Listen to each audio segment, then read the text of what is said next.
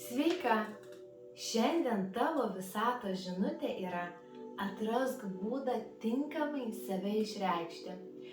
Ir ši žinutė moteriai labai svarbi, nes dažniausiai mes ieškome būdų, kaip save pristatyti visuomeniai, kaip atrasti savo mylimą savirealizaciją arba veiklą.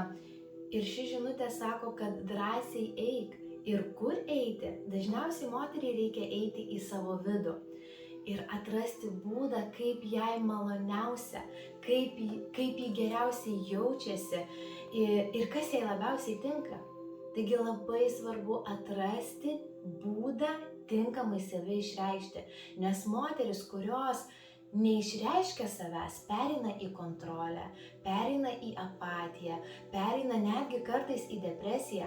Moteris buvo sutverta kurti, moteris buvo sutverta kūrybiniai energijai, procesui, kuris ir reiškia tinkamai save išreikšti pasauliui. Ir moteris be savirealizacijos, be saviraiškos, ji pradeda nykti. Taip kaip netekantis vanduo pradeda pelkėti ir skleidžia galbūt nemalonų kvapą.